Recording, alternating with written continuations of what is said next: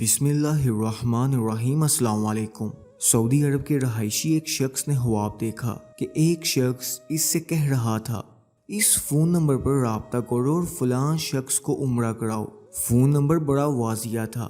نیند سے بیدار ہوا تو اسے خواب اچھی طرح یاد تھا، مگر اس نے وہم جانا اور خواب کو نظر انداز کر دیا۔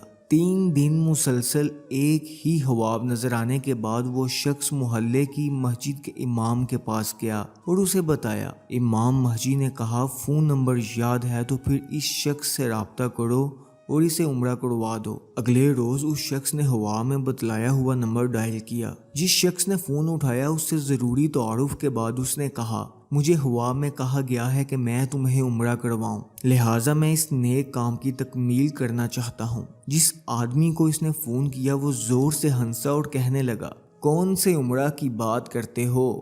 میں نے تو مدت ہوئی کبھی فرض نماز بھی ادا نہیں کی اور تم کہتے ہو کہ تم مجھے عمرہ کروانا چاہتے ہو۔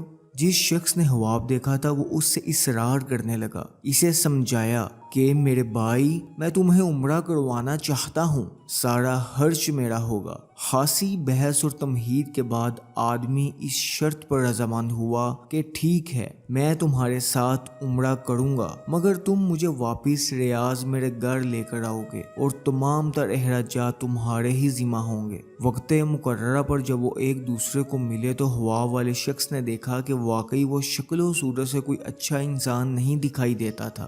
اس کے چہرے سے عیاں تھا کہ وہ شرابی ہے اور نماز کم ہی پڑھتا ہے۔ اسے بڑا تعجب ہوا کہ یہ وہی شخص ہے جسے عمرہ کرنے کے لیے خواب میں 3 مرتبہ کہا گیا۔ ناظرین گرامی، دونوں شخص مکہ مکرمہ عمرہ کے لیے روانہ ہو گئے۔ میقات پر پہنچے تو انہوں نے غسل کر کے احرام باندھا اور حرم شریف کی طرف روانہ ہوئے۔ انہوں نے بیت اللہ کا طواف کیا، مقام ابراہیم پر 2 رکعت نماز ادا کی، صفا و مروہ کے درمیان سعی کی، اپنے سروں کو منڈوایا اور اس طرح عمرہ مکمل ہو گیا۔ اب انہوں نے واپسی کی تیاری شروع کر دی۔ حرم سے نکلنے لگے تو وہ شخص جو بہت کوشش سے عمرہ کرنے پر آمادہ ہوا تھا کہنے لگا دوست، حرم چھوڑنے سے پہلے میں 2 رکعت نفل ادا کرنا چاہتا ہوں، نہ جانے دوبارہ عمرہ کی توفیق ہوتی بھی ہے یا نہیں۔ اسے کیا اعتراض ہوتا؟ اس نے کہا نفل پڑھو اور بڑے شوق سے پڑھو۔ اس نے اس کے سامنے نفل ادا کرنا شروع کر دیے۔ جب سجدہ میں گیا تو اس کا سجدہ طویل سے طویل تر ہوتا چلا گیا۔ جب کافی دیر گزر گئی تو اس کے دوست نے اسے ہلایا۔ جب کوئی حرکت نہیں ہوئی تو اس پر انکشاف ہوا کہ اس کے ساتھی کی روح حالت سجدہ ہی میں پرواز کر چکی تھی۔ اپنے ساتھی کی موت پر اسے بڑا رشک آیا اور وہ رو پڑا کہ یہ تو حسن خاتمہ ہے، کاش ایسی موت میرے نصیب میں ہوتی، ایسی موت تو ہر کسی کو نصیب ہو۔ وہ اپنے آپ سے ہی یہ باتیں کر رہا تھا۔ اس خوش قسمت انسان کو غسل دیا گیا اور احرام پہنا کر حرم میں ہی اس کی نماز جنازہ ادا کی گئی۔ ہزاروں فرزندان اسلام نے اس کا جنازہ پڑھا اور اس کی مغفرت کے لیے دعا کی گئی۔ اس دوران اس کی وفات کی اطلاع ریاض اس کے گھر والوں کو دی جا چکی تھی۔ خواب دیکھنے والے شخص نے اپنے وعدہ کے مطابق اس کی میت کو ریاض پہنچا دیا، جہاں اسے دفن کر دیا گیا۔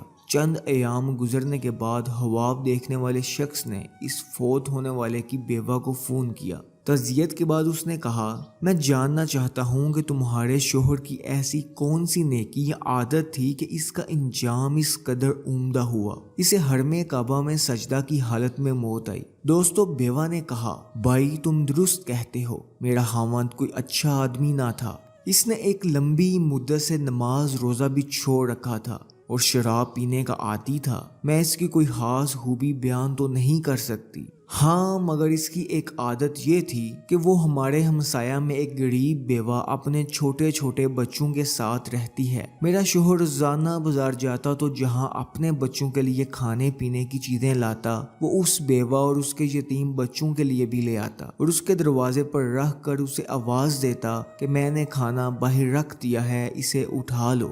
یہ بیوہ عورت کھانا اٹھاتی اور ساتھ میرے خاوند کے لیے دعا کرتی اللہ تمہارا خاتمہ بالخیر کرے۔